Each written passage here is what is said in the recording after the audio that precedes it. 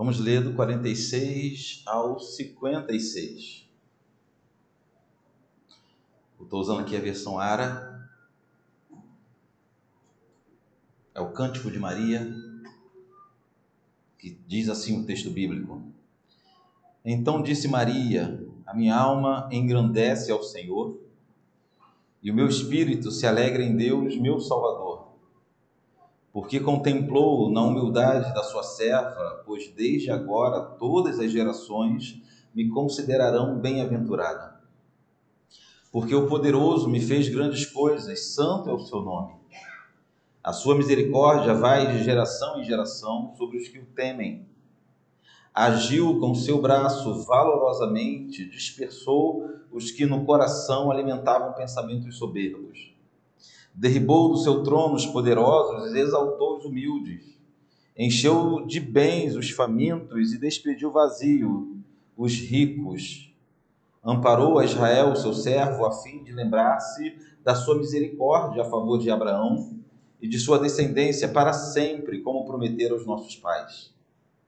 Maria permaneceu cerca de 3 meses com Isabel e voltou para casa. Vamos falar com Deus. Senhor Pai, mais uma vez nós te agradecemos porque tivemos a chance de ler mais uma porção das Escrituras desse culto, Senhor, por mais uma vez. Mas nós clamamos pela atuação poderosa do Espírito Santo em nossas vidas, nos dando a iluminação necessária para que consigamos compreender a Tua vontade revelada nas Sagradas Escrituras.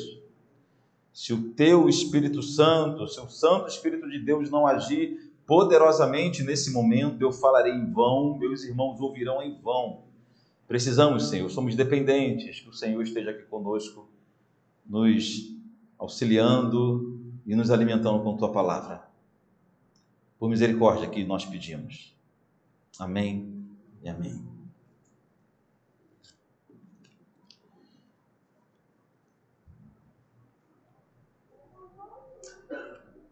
Pelo hino que os irmãos cantaram aqui para a oferta, nós podemos observar que os irmãos também já iniciaram uma caminhada rumo ao Natal. Mas não a um Natal qualquer, ao Natal cristão. Natal cristão esse que não pode ter nada a ver com o Natal pagão. O Natal pagão é bem diferente. O Natal pagão está intimamente ligado ao mercado de consumo e desde cedo nós acabamos influenciando nossos filhos a fazer uma ligação do Natal apenas com presentes, apenas com brinquedos, apenas com comida. Esse é o Natal pagão. O Natal pagão é sinônimo de férias, de venda, de mesa farta, de amigo oculto, o que nada é pecado em si. Nada disso é um problema em si. O problema está quando nós resumimos o Natal a somente isso. E o Natal cristão não pode ser somente isso. Mesmo nós, servos de Deus, precisamos ter o nosso conceito de Natal redimido. É possível que, sem perceber, a gente também entre na correria, no frenesi desses últimos dias. E quantos não se sentem muito frustrados quando não consegue dar o presente que queria para a pessoa amada nessa época do ano, em especial para os filhos. Essa frustração é fruto de uma correria, de uma mentalidade esquisita do Natal que o mundo desenvolveu e nós acabamos sendo influenciados também em alguma medida. Também todo ano é a mesma coisa, nós precisamos responder de forma amorosa àqueles irmãos que acreditam que não podemos celebrar o Natal. Todo ano é o mesmo debate. Levantam-se a mesma questão, mas são homens, são mulheres, são servos de Deus honestos, piedosos, que de fato acreditam estarem cometendo um equívoco em comemorarem e festejarem o nascimento de Jesus em 25 de dezembro, porque, como todos nós bem sabemos, muito possivelmente sequer foi nessa época do ano que o nosso Cristo nasceu. Sabemos disso. Há várias teorias para se comemorar o Natal no dia 25 de dezembro. Há relatos históricos que no terceiro século os cristãos já faziam isso e consideravam, detendo por base algum cálculo entre eles, de que Jesus de fato nasceu nesse dia.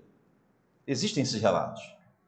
Nem todos os relatos dão conta do Natal como uma origem pagã, mas é verdade que a teoria mais aceita em nosso meio é que, de fato, inicialmente, séculos antes de Cristo, povos pagãos já festejavam os seus deuses nessa data do ano, em 25 de dezembro. Há relatos dessa forma. Há relatos que na Europa se comemorava a chegada do sol depois de um longo e terrível inverno. Há relatos também dessa forma. Mas o que nós sabemos é que a cristandade fez o que podemos chamar de redimir uma data que originalmente poderia não ser cristão. Poderia sim, o que não influencia em nada a nossa celebração. O exemplo que eu dei para a nossa igreja é o seguinte: imagina se com o passar do tempo a sociedade vá esquecendo do carnaval, à medida que as igrejas, a cada ano que passa, se importe mais com o carnaval ou com o feriado para fazer retiro espiritual, para investir no evangelismo, ou seja, para alguma atividade. Sejamos sinceros, a gente gosta do feriado do carnaval, a gente não gosta do carnaval. Não é verdade? A gente tenta se retirar o máximo possível, porque é uma agitação, é um problema que a cidade que se desenvolve na cidade, que a gente quer estar distante. E no nosso ambiente, na Baixada Fluminense, no Rio de Janeiro, o carnaval pode ser sinônimo, inclusive, de violência, né? Não é mesmo? Então, mesmo as igrejas que funcionam no carnaval, no domingo, normalmente abrem só pela manhã, para que os membros não sejam obrigados a atravessarem ruas interditadas, com blocos, com foliões. Imaginem, aqui é uma situação hipotética, imagine se com o passar das décadas, a sociedade vai se esquecendo do carnaval à medida que a igreja vai se apropriando mais dessa data e chega num tempo, daqui a 200 anos, que é um feriado cristão, somente cristão. Imagina isso. Alguém iria falar daqui a 200 anos, você sabe que a origem desse feriado é carnaval? É festa da carne? Sabia que originalmente tinha baile gay no Rio de Janeiro nessa época do ano? Mas é como se a cristandade, o cristianismo tivesse redimido uma data, um feriado. Então, ainda que a origem tenha sido pagã do dia 25 de dezembro, já há muitos séculos que o cristianismo apropriou-se então dessa data para lembrar do momento mais importante da história, que Paulo chamou de a plenitude dos tempos, quando o Verbo se fez carne e habitou entre nós. Então, sim, celebremos o Natal. Até porque, queridos, aquelas pessoas que implicam com o dia 25 de dezembro não comemoram o aniversário de Jesus em momento algum, o nascimento de Jesus em dia nenhum, né? Se a pessoa falasse o seguinte: Ricardo, eu não quero fazer dia 25 de dezembro, porque isso é uma festa pagã, Deus Sol, não sei o quê, eu vou fazer dia 3 de agosto, vou escolher uma data aqui, dia 15 de novembro, eu vou escolher uma outra data, mas isso não fazem isso. Não celebram o nascimento de Jesus no 25 de dezembro e em outra data nenhuma. E é estranho por quê? Porque os pastores celebraram o nascimento de Jesus. Os anjos celebraram o nascimento de Jesus. E alguns de nossos irmãos ousam não celebrar o nascimento do nosso Cristo. Charles Spurgeon, famoso pregador inglês, nos deixou um bom conselho sobre o Natal. Ele disse que o Natal é ideal para compartilhar o Evangelho com amigos e familiares.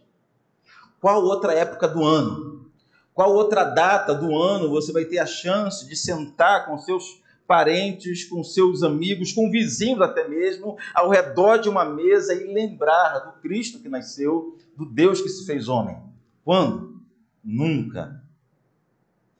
O grande detalhe que não podemos esquecer, é que a noite de Belém não foi um acidente de percurso, não foi algo que aconteceu do acaso, Como eu já citei, Paulo escreveu aos Gálatas, capítulo 4, versículo 4, disse que a noite de Belém aconteceu na plenitude do tempo, ou seja, no exato momento estipulado por Deus. Deus que ao longo da história escreveu os caminhos da humanidade. Ele uniu os que deveriam ser unidos, separou os que deveriam ser separados, juntou casais improváveis, visitou com bênção da gravidez mulheres que eram estéreis. Tudo isso fez para que acontecesse a noite de Belém exatamente da forma que aconteceu. O capítulo 1 e o capítulo 2 de Lucas narra esse acontecimento, com riqueza de detalhes. Mantenha a sua Bíblia aberta no capítulo 1.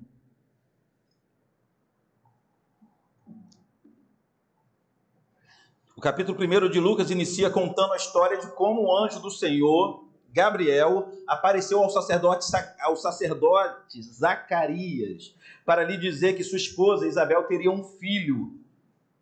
Zacarias e Isabel já eram idosos, mas como para Deus não há impossível, esses servos de Deus teriam um filho, que seria ninguém menos do que João Batista. A partir do versículo 26, acompanhe na sua Bíblia, a narrativa de Lucas concentra-se em outra família, em outra casa. O evangelista diz que o anjo Gabriel, depois de ter falado com Zacarias, ele foi até a pequena aldeia de Nazaré, ter um encontro com uma jovem chamada Maria. Olha o versículo 26 e 27. No 6º mês, foi o anjo Gabriel enviado da parte de Deus para uma cidade da Galiléia chamada Nazaré, a uma virgem desposada com certo homem da casa de Davi, cujo nome era José. A virgem chamava-se Maria. O primeiro detalhe que eu quero esclarecer aqui para os irmãos é que o texto não diz que Maria era solteira. O texto diz que Maria era virgem, o que é muito diferente. A condição de Maria e José, Maria está desposada com José, era uma condição já análoga ao casamento. Só não era chamada de casamento porque o ato ainda não tinha sido consumado. Eu espero não ter que ser mais claro do que isso essa hora do dia. Eles já eram casados de fato, eles já tinham comprometido um com o outro, mas ainda não tinham consumado o casamento por um motivo que a Bíblia não declara. Mas era comum isso acontecer na antiguidade. Em alguns filmes da Idade Média, a gente vê acontecendo isso. Dois jovens que se amam, se casam rapidamente, porque ele tem que ir para a guerra. Se casa e vai para a guerra. Quando voltar, consuma o casamento se tiver tempo. Se voltar vivo. Então, por algum motivo, ou por questão social, ou porque não tinha ainda onde levar Maria para morar, por algum motivo que nós não sabemos qual, os dois ainda não tinham consumado o casamento. Então, ao contrário do que tentam dizer, Maria não foi uma mãe solteira, ela foi uma mãe virgem, o que é muito diferente. Mas esse não é o ponto. O mais importante, o que mais importa na visita de Gabriel foi o que ele anunciou a Maria. Olha o versículo 30.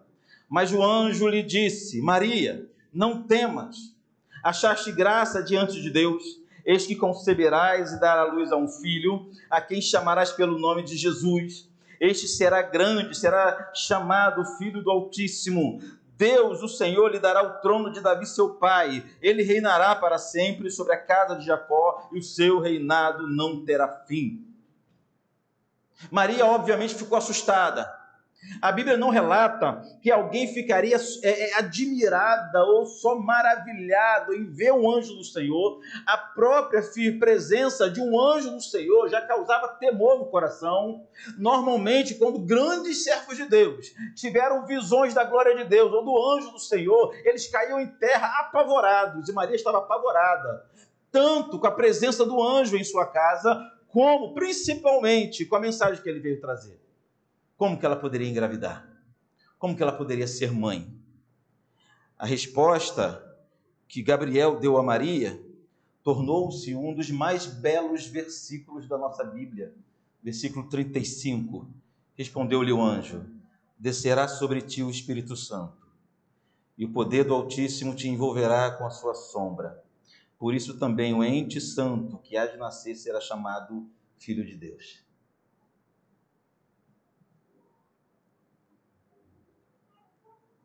Ainda assim, Maria não deve ter entendido nada, mas descansou em saber que ela receberia era uma cobertura do Espírito Santo, um derramar do Espírito Santo em sua vida, que assim ela iria conceber o Filho de Deus. Como evidência de que o anjo estava falando era verdade, o anjo contou a Maria que sua parenta, Isabel, estava grávida de 6 meses já. Maria não fez outra coisa, se pôs a caminhar até a casa de Isabel. Especialistas dizem que algo em torno de 130 quilômetros, parte dele de montanha, de terreno rochoso. Uma menina caminhando sozinha. Lucas narra que Maria foi até a região montanhosa apenas para visitar Isabel e lhe contar a novidade, mas ela nem precisou dizer, ela nem precisou falar o que tinha acontecido. O texto diz que quando ela entra na casa de Isabel, quando ela saúda Isabel, Isabel já entende o que acontece. Por quê? Porque João Batista começa a estremecer no seu ventre. 2 fatos maravilhosos aconteceram com a chegada de Maria na casa de Isabel. João Batista estremeceu no ventre de Maria ao reconhecer, ao perceber a presença do Deus onipotente entrando também naquela casa, ao mesmo tempo que o texto diz que Isabel ficou possuída do Espírito Santo. Possuída aqui significa, tem o mesmo sentido de preenchida ou completamente cheia do Espírito Santo. Imagine a cena, uma cena gloriosa. A primeira pessoa que reconheceu Jesus como Senhor foi uma criança que ainda sequer tinha nascido. Jesus foi adorado ainda no ventre de Maria. João Batista adorou Jesus ainda no ventre de Isabel. Que cena! O versículo 42 diz assim, parte dele: e Isabel clamou em alta voz dizendo: bendita és tu entre as mulheres e bendito o fruto do teu ventre. Quando o texto diz que Isabel clamou em alta voz, na verdade o que Isabel fez foi chorar aos gritos. Aos gritos. Quase que descompensada ao perceber, irmãos, que o Rei dos Reis, o Senhor dos Senhores, estava em sua casa. Ainda no ventre de sua parenta. Foi nesse contexto de grande emoção. Foi nesse contexto de grande maravilha, foi nesse contexto de uma atuação poderosa do Espírito Santo na vida de Maria e de Isabel. Foi nesse contexto de manifestação gloriosa da presença de Deus que Maria compôs o brilhante cântico que nós lemos nessa noite. A partir do versículo 46, o que nós encontramos aqui é um cântico, ou o cântico de Maria, chamado ou conhecido como Magnificat.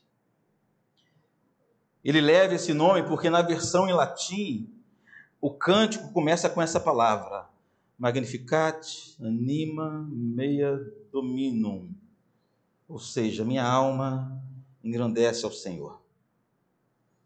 É um belo cântico.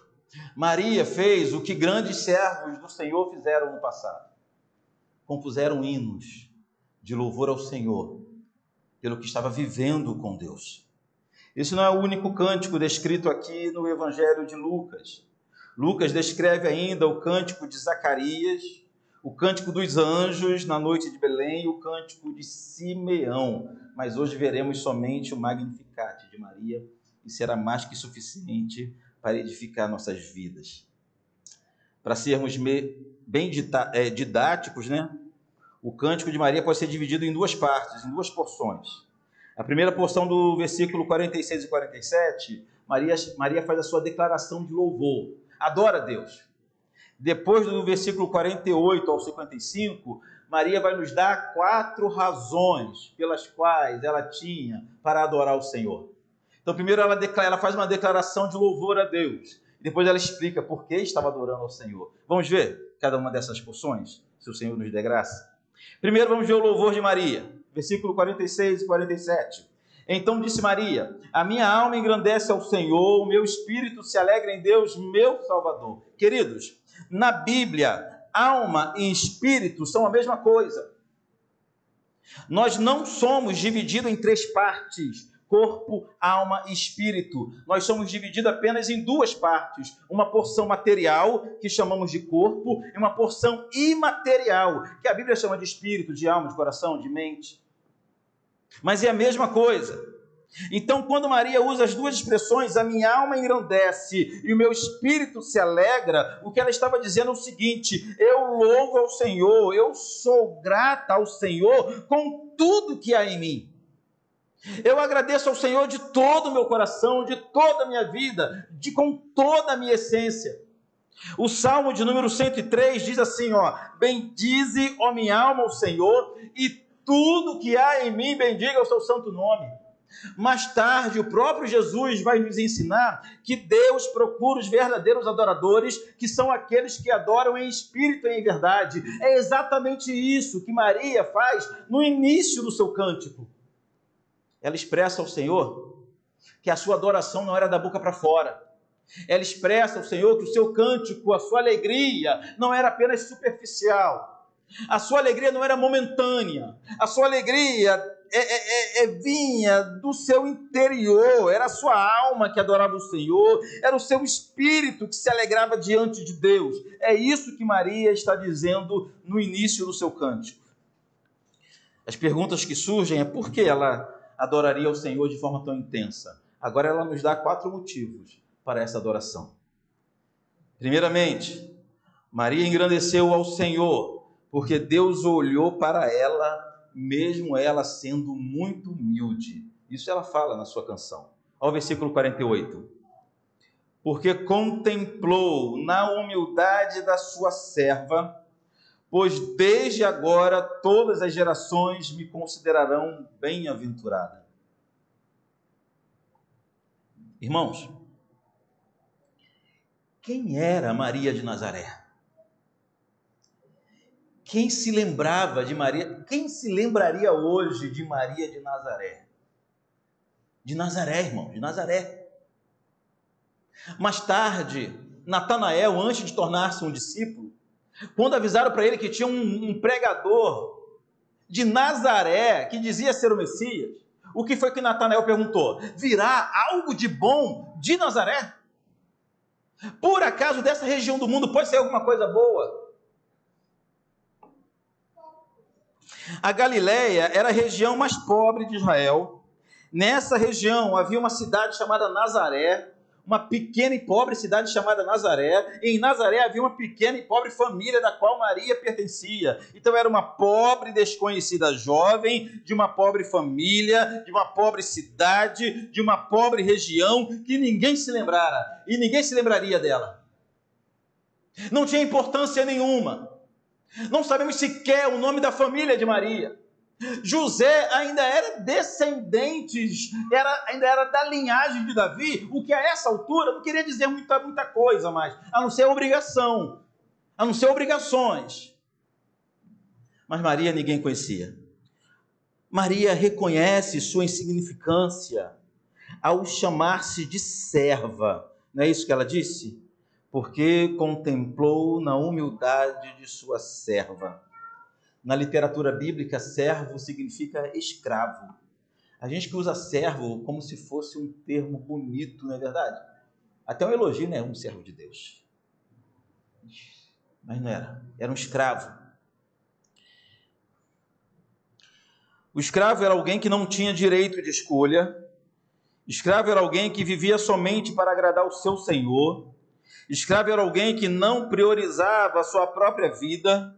Escravo não vivia para fazer a própria vontade, e era assim que Maria se enxergava, como uma pessoa que não tem o governo da própria história, pois tem um Senhor sobre si. E para Maria isso é motivo de cântico e não de lamento.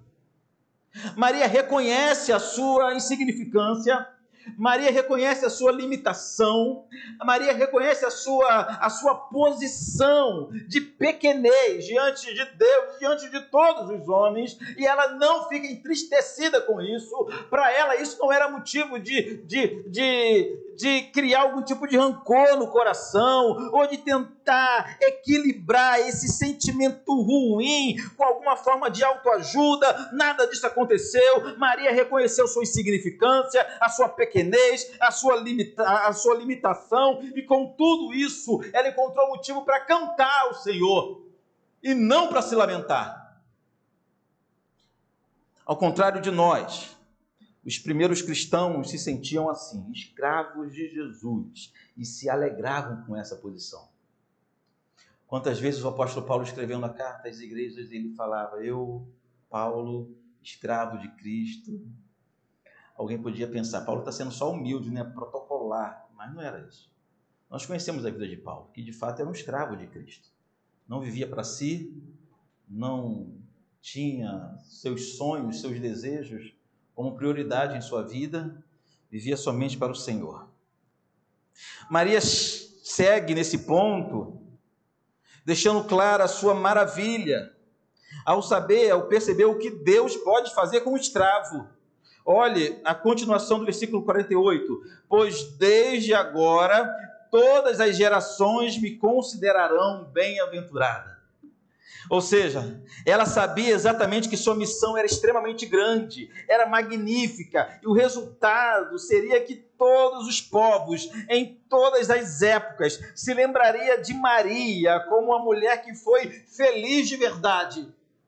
E ela não foi feliz de verdade ou bem-aventurada por nenhum outro motivo, senão porque ela foi o instrumento de Deus para receber no seu ventre o Criador de todas as coisas.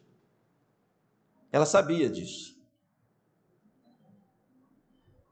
Então, em primeiro lugar, Maria louva ao Senhor, porque o Senhor lembrou dela, mesmo ela sendo a menor, mesmo ela sendo pequena, mesmo ela sendo pobre. Mas em segundo lugar, Maria engrandeceu o Senhor porque ele faz grandes coisas. O versículo 49.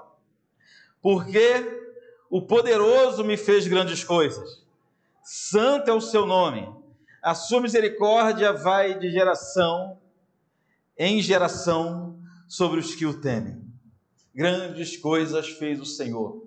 Para falar das maravilhas que o Senhor faz, para falar das maravilhas que o Senhor fez, Maria citou pelo menos 3 atributos de Deus somente nessa frase. Em uma pequena frase, Maria lembrou que Deus é poderoso, é santo e é misericordioso. Poderoso porque Ele, ou melhor, porque só Ele podia fazer o Rei do Universo, o Criador e sustentador de todas as coisas, caber no ventre de uma mulher para vir ao mundo resgatar sua igreja. Ninguém mais poderia fazer isso senão o grande El Shaddai. Ninguém mais. Eu desafio qualquer outro Deus da história a fazer essa proeza que o nosso Deus fez. E Maria reconhece que por isso Ele é poderoso. Em segundo lugar, ela diz que Ele é santo. Ele é santo porque Ele zela por seu nome e por sua palavra. No Antigo Testamento, principalmente, o Senhor dava o seu santo nome como penhor de que iria redimir o seu povo, iria cuidar do seu povo. O Senhor falava o seguinte, eu vou fazer isso com vocês, não é por causa de vocês não, é por causa do meu nome. Ele zela pelo próprio nome. E mais uma vez, segundo Maria, o Senhor estava cumprindo sua palavra de cuidar do seu povo para que o seu nome não fosse envergonhado. E por fim, nesse trecho, Maria diz que Deus é misericordioso. E é somente por um ato de misericórdia. Só um ato de profunda, de grande, de eterna misericórdia. Para fazer com que um Deus santo e poderoso resolva encarnar, resolva pisar nesse chão podre da humanidade, por causa dos seus filhos que estavam perdidos. Pura misericórdia. Então, o segundo motivo que Maria tinha para agradecer ao Senhor era porque Deus fez grandes coisas e Ele é poderoso, santo e misericordioso. Mas em terceiro lugar, Maria engrandeceu ao Senhor porque Deus inverteu a lógica humana, demonstrando que a justiça de Deus e os valores de Deus são diferentes da nossa justiça e dos nossos valores. Olha o versículo 51 ao 53. Agiu com seu braço valorosamente, dispersou os que no coração alimentavam pensamentos soberbos. Derrubou do seu trono os poderosos e exaltou os humildes, encheu de bens os famintos e despediu vazios os ricos.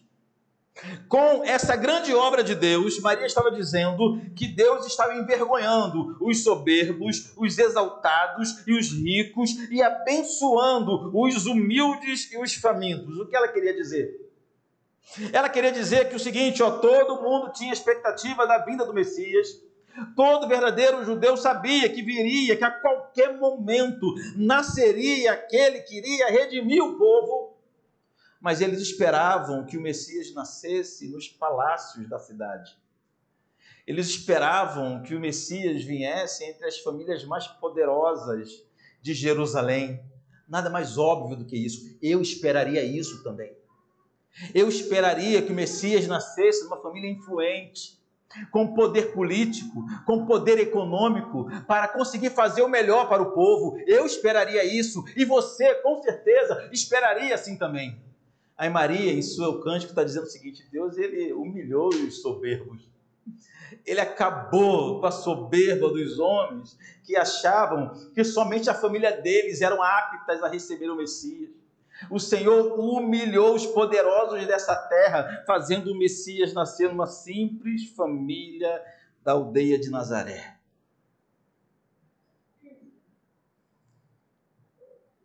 Reverendo Hernandes Dias Lopes, comentando esse trecho, ele disse que Maria destaca o poder de Deus para invadir a história e virar a mesa, invertendo os valores do mundo. É o que Deus faz. Deus, ele age da forma improvável. Não é porque ele gosta de ser um Deus de surpresas, não. Deus age de forma improvável para que a glória seja toda dele, somente para isso. Ninguém poderia depois dizer que o Messias era Messias porque era de uma família poderosa, porque nasceu no palácio da cidade. Nada disso. E o quarto ponto, que é o quarto motivo de Maria adorar o Senhor, foi porque ela percebeu ou sabia que o nosso Deus é o Deus que cumpre as suas promessas. Maria engrandeceu ao Senhor, porque Deus sempre cumpre suas promessas. Nesse ponto ela lembra das promessas que Deus fez a Abraão, versículos 53 ao 55. Amparou a Israel, seu servo, a fim de lembrar-se da sua misericórdia, a favor de Abraão e da sua descendência para sempre, como prometeram os nossos pais. A promessa de um Messias é encontrada na Bíblia, não com essas palavras, mas desde Gênesis 3,15. Mas foi a partir de Abraão que o Senhor prometeu um grande povo, uma grande descendência, e prometeu que cuidaria deles para sempre. Maria está se alegrando aqui nesse cântico, dizendo o seguinte: o Senhor lembrou da promessa que fez de cuidar de nós, de cuidar dos filhos de Abraão. Ele cumpriu mais uma vez, como sempre ele faz, ele cumpriu a sua palavra, ele não faltou com sua palavra.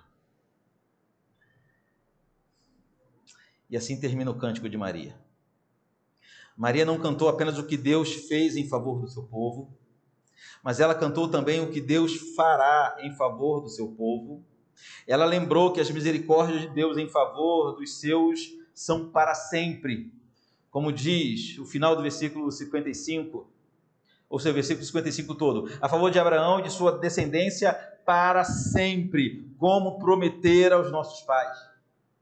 Ou seja, quando ela faz menção da promessa feita a Abraão e do povo que se originou a partir de Abraão, está falando dele, sim, mas quando ela fala que o Senhor vai proteger, guardar, vai cumprir suas promessas com a descendência de Abraão para sempre, estava apontando para nós, estava apontando para mim, para você, para a igreja do Senhor nos dias de hoje, em que para sempre nós podemos contar com um Deus que não fala em sua palavra, que não erra em sua palavra e não esquece de suas promessas, em especial a promessa de proteger o seu povo, ainda que estejamos passando por dias mais difíceis de nossa vida.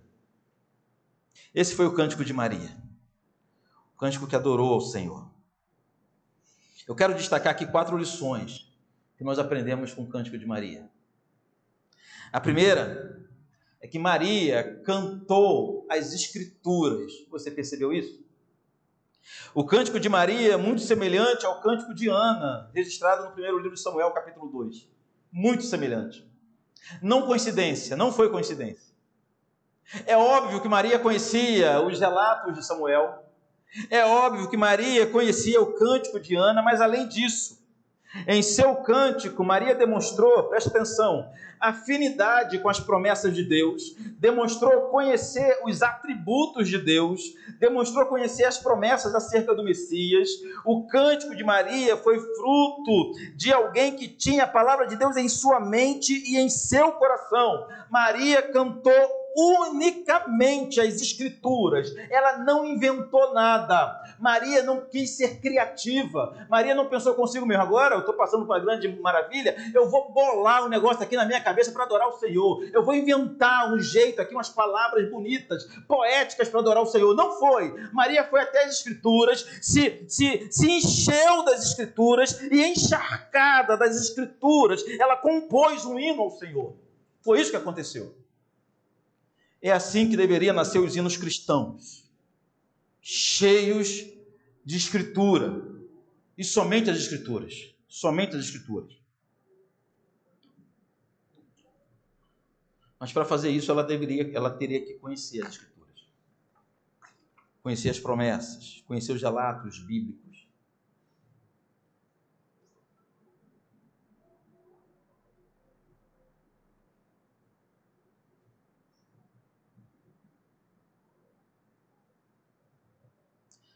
A gente consegue perceber muito bem em uma composição quando foi feito por uma pessoa cheia da palavra de Deus ou não. Fica muito nítido, fica muito claro. Fica muito claro. Não precisa cantar muito para a gente perceber se tem palavra de Deus ali ou não. Não é menção da palavra de Deus. Não é uma lembrança da palavra de Deus.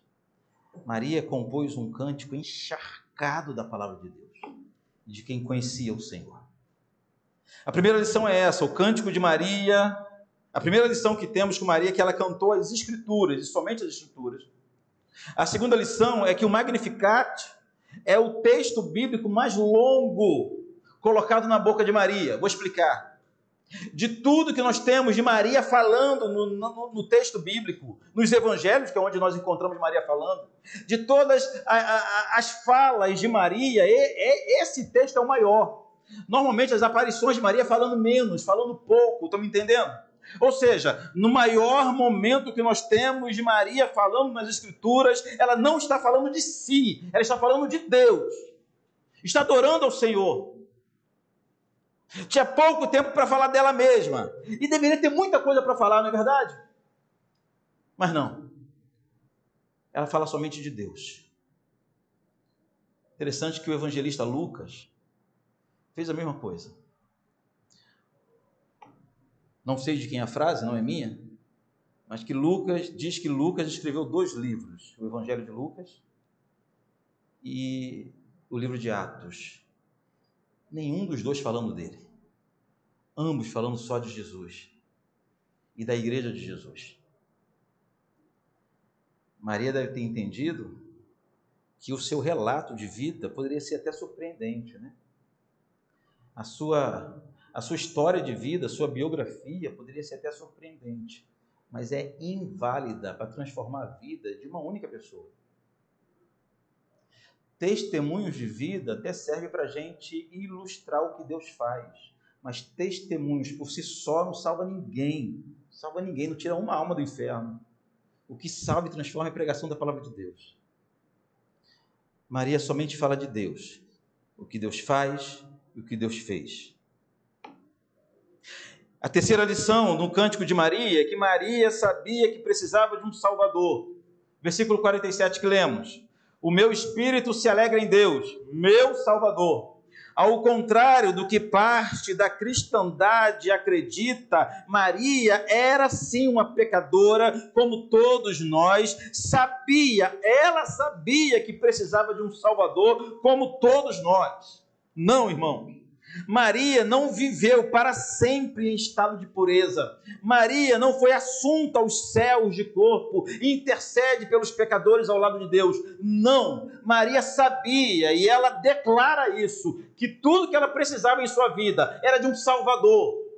Que sem um Salvador, ela estava em inimizade contra Deus. Sem um Salvador, ela ia para a perdição eterna.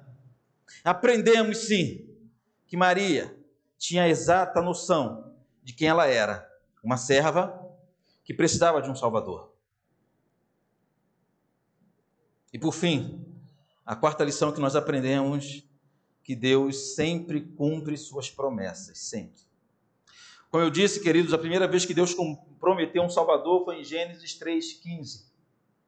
Gênesis 3,15, ele prometeu, ele fez uma referência à semente, a semente da mulher, que seria vitorioso contra o inimigo, contra o adversário, contra o tentador. O mesmo Deus que fez essa promessa agiu por toda a história da humanidade, abrindo caminho, usando profetas, levantando reis, derrubando reis, levantando impérios, derrubando impérios. Tudo isso para que o seu plano perfeito acontecesse da forma mais perfeita possível. E o plano do Senhor era nos dar um Salvador. Era fazer com que o seu único filho viesse ao mundo, andasse nesse mundo como um de nós e morresse por nossos pecados. O Cântico de Maria nos lembra que Deus é fiel com sua palavra. O que ele prometeu, ele cumpre, como sempre cumprirá. E é disso tudo que nós lembramos no Natal. No Natal nós lembramos que o Senhor está presente, agindo por toda a história e agindo em nossa história. No Natal é uma excelente data para lembrarmos e contarmos aos outros que a história nunca saiu das mãos de Deus. Que é o Senhor quem controla todas as coisas, é o Senhor quem governa esse mundo e não os poderosos. Eles pensam que governam, mas não governam. O Natal serve para nós lembrarmos que o Senhor cuida do seu povo, o Senhor não desampara o seu povo. Quando tudo parecia estar em trevas, quando tudo parecia que não havia mais solução, quando a humanidade estava afundada em trevas profundas, a Bíblia diz que um menino nos nasceu, e um filho se nos deu. O principado está sobre os seus ombros. O seu nome será Maravilhoso Conselheiro, Deus Forte, Pai da Eternidade, Príncipe da Paz. Aonde habitava trevas, através do nascimento do menino, todos viram a luz. Todos viram a luz. Por isso que Maria canta. Por isso que Maria cantou as grandes obras de Deus. Eu quero finalizar com duas aplicações para colocarmos em prática ao longo desses dias. A primeira aplicação é que, diante de tudo que aprendemos hoje, a primeira ação que devemos ter é reconhecer que, como Maria, precisamos de um Salvador. Não há ninguém entre nós que não necessite de um Salvador. Não pense você que pode viver sozinho. Não pense você que pode chegar na presença de Deus sozinho. Não pode. Precisamos de um Salvador ao nosso lado. Agora, a segunda aplicação é que, diante de tudo que aprendemos hoje, o que nós devemos fazer, a nossa segunda ação, depois de reconhecer que precisamos de um Salvador, a segunda ação que se espera de um crente é que o crente também cante. Devemos cantar, irmãos. Ou época boa para a gente cantar os belos cânticos de Natal é essa época. Os nossos cânticos, os nossos hinos natalinos são todos que glorificam o nosso Senhor e a bondade de Deus em nossa vida de uma forma maravilhosa. Nós precisamos cantar e cantar com alegria, como Maria fez, como os anjos fizeram, como Zacarias fez, como Simeão fez, porque nasceu o Redentor. Nasceu o Redentor. Devemos cantar hino como o hino de número 28 do Cantor Cristão. Lembra? Não vamos cantar hoje não, porque não ensaiamos. Mas olha o que diz o hino 28 do Cantor Cristão. Alerta, ó terra entoa, o canto já ressoa. O mundo pecador tem grande sorte boa, a nova se vos dá, e quão alegre soa, nasceu o Redentor. A noite já passou, a aurora já raiou, o negro e denso véu de todo se rasgou. Dos montes através o brado ressoou, nasceu o Redentor. Nasceu o Rei da Paz, num berço humilde jaz, nas asas desse amor conforto a todos traz. dizei em alta voz que Cristo satisfaz. Nasceu o Redentor. Ó gozo divinal, amor celestial, quem pode te sondar ou ter um outro igual? Posso eu, da morte réu, desfrutar aventura tal? Nasceu o Redentor. Ó povos, exultai, nações, ó jubilai, eis finda toda dor, jamais se dá um ai. A Virgem deu a luz, a Deus glorificai. Nasceu o Redentor. Que maravilha! Cantemos como Maria cantou, que o nosso Redentor nasceu. Vamos falar com Deus? Muito obrigado, Pai. Muito obrigado porque a Tua palavra nessa noite enche o nosso coração de alegria e de esperança. Enche o nosso coração de satisfação ao nos depararmos com um cântico tão sublime como o cântico de sua serva Maria, que nos faz perceber como o Senhor, grandioso, maravilhoso, poderoso, santo, tremendo, misericordioso, agiu e age ao longo da história em favor do seu povo. Mais ainda, como o Senhor, em um ato único de amor, mandou seu Filho para andar entre nós, para viver entre nós e morrer por nossos pecados. Que saiamos dessa noite aqui com corações alegres, que usemos, Pai, esses dias para cantar, para te glorificar, para te exaltar pelo Redentor que nasceu em Belém. Muito obrigado a Deus, em nome de Jesus. Amém.